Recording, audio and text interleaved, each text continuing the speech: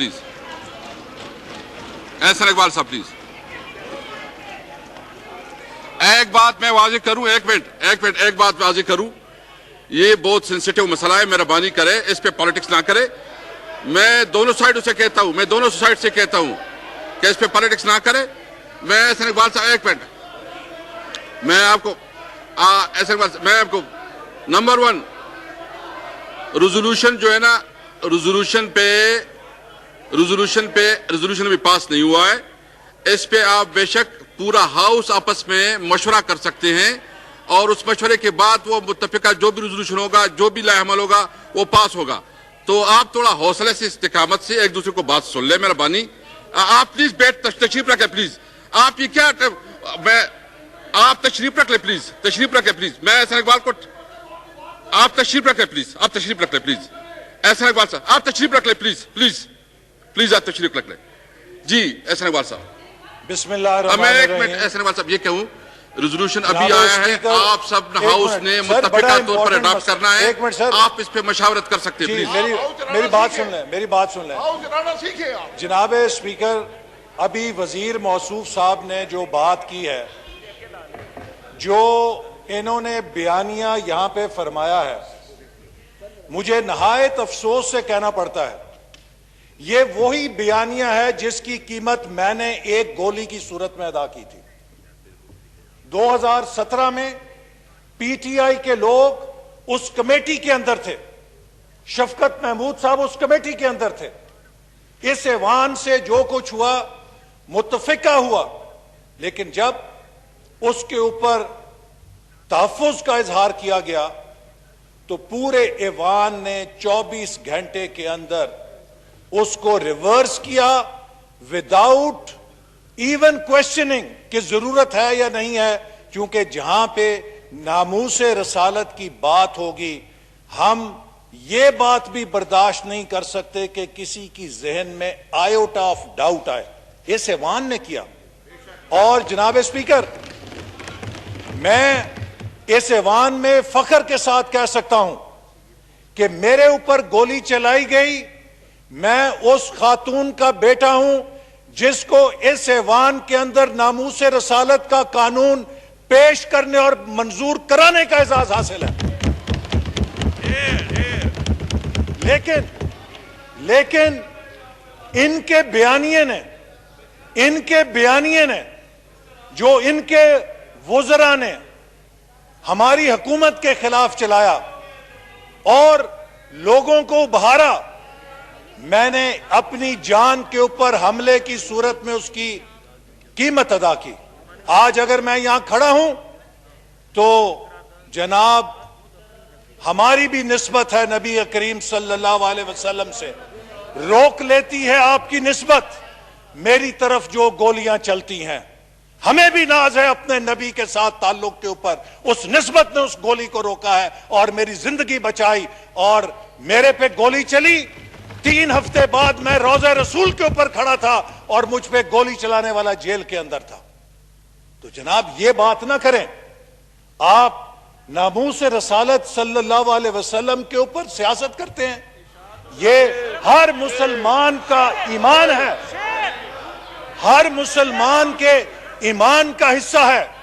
اس میں کوئی تخصیص نہیں ہے کہ کوئی مسلم لیگ نون کا ہے, کوئی پی ٹی آئی کا ہے, کوئی پیپلز پارٹی کا ہے, کوئی جے یو آئی کا ہے, جماعت اسلامی کا ہے, ایم کیو ایم کا ہے, کسی بھی جماعت کا ہے.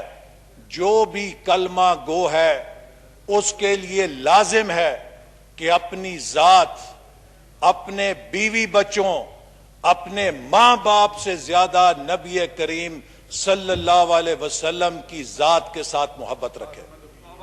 اور آپ کی ختم نبوت کے اوپر اگر کسی کا رتی برابر بھی ایمان ہلتا ہے تو وہ دائرہ اسلام سے خارج ہو جاتا ہے. یہ کسی کے پاس حق نہیں ہے کہ وہ کسی کے اسلام اور ایمان کے اوپر سرٹیفکیٹ جاری کرے.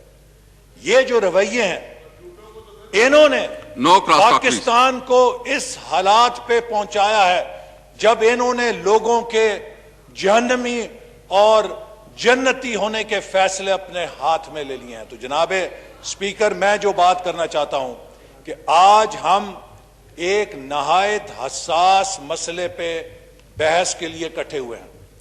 ہمیں یہ بتایا گیا تھا کہ جو ناموس رسالت صلی اللہ علیہ وسلم کے حوالے سے فرانس میں گستاخی ہوئی ہے، اس کے اوپر ہم نے یہاں پر بحث کرنی ہے۔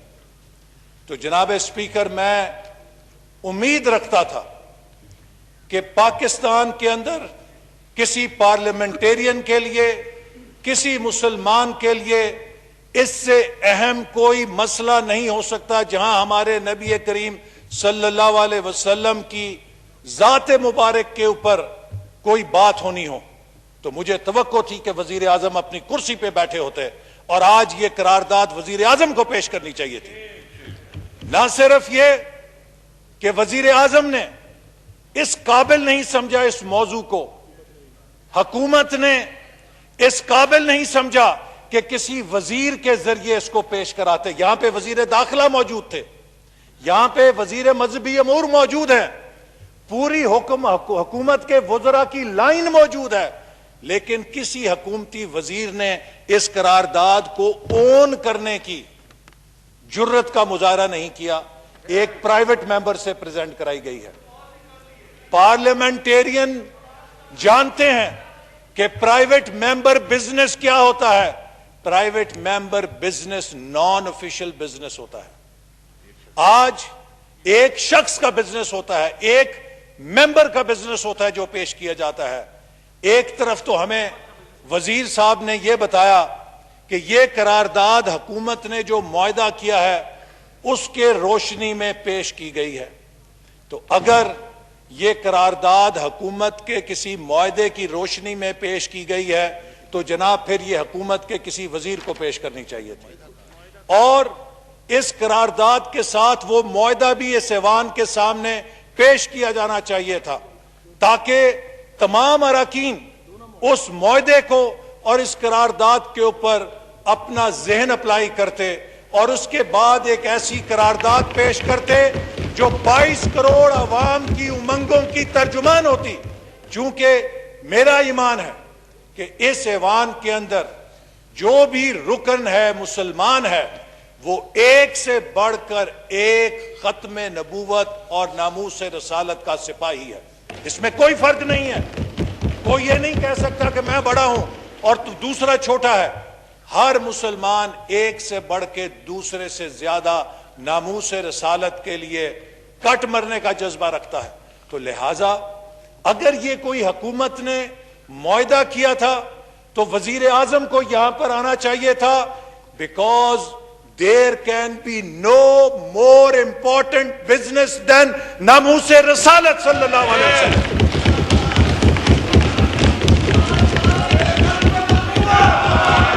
شکریہ جی۔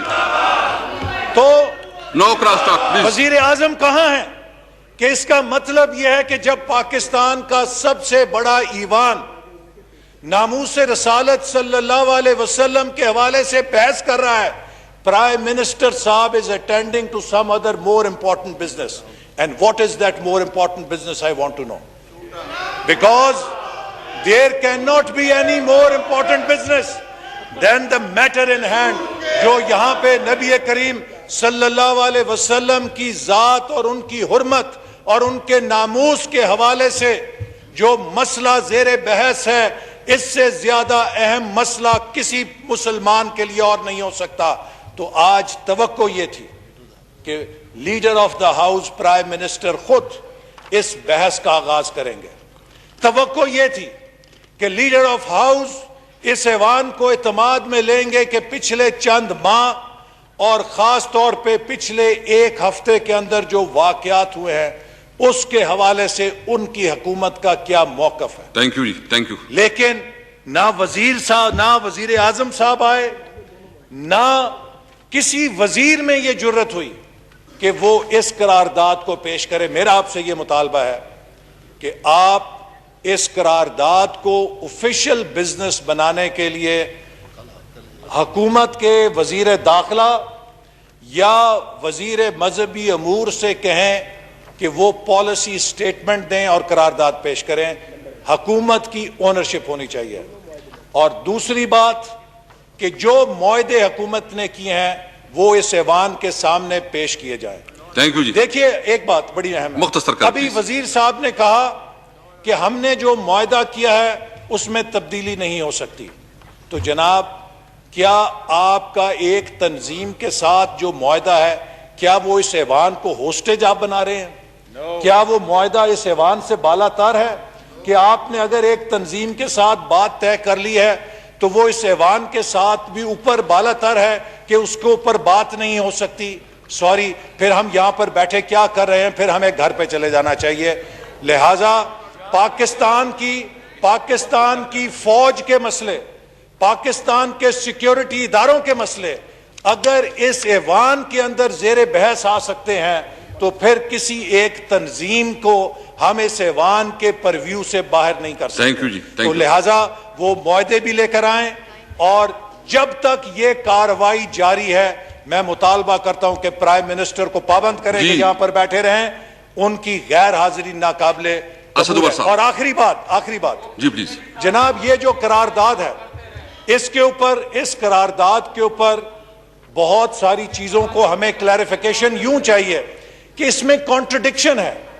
ایک طرف آپ کہہ رہے ہیں کہ فرانسیسی سفیر کو ملک سے نکالنے کے مسئلے پر بحث کی جائے، ساتھ ہی لکھ رہے ہیں کہ یہ ایوان اس بات کا بھی مطالبہ کرتا ہے کہ بین الاقوامی تعلقات کے معاملات ریاست کو طے کرنے چاہیے. تو جناب پھر ہم یہ تو جاننا چاہتے ہیں کہ ریاست کا کیا موقف ہے اس کے بارے میں. ریاست بھی اپنا موقف بتائے ہمیں تاکہ ہم اس کی روشنی میں فیصلہ کر سکیں. آپ اس ایوان کو کہہ رہے ہیں کہ بحث کریں، ساتھ ہی اس قرارداد میں کہہ رہے ہیں کہ یہ کام تو صرف ریاست نے کرنا ہے. تو اگر ریاست نے کرنا ہے، جب تک ریاست کا پوائنٹ آف ویو ہمارے سامنے نہیں آئے گا کہ ریاست کیا چاہتی ہے تو یہ قرارداد کس قسم کی ہے. اسی لیے ہم نے کہا ہے کہ اپوزیشن کے ساتھ بیٹھ کے یہ ناموس رسالت کی قرارداد ہے. ہم چاہتے ہیں کہ یہ 22 کروڑ عوام کے جذبات کی امنگوں کو ترجمانی کرے. سب کی اس میں آپ انپوٹ لیجئے.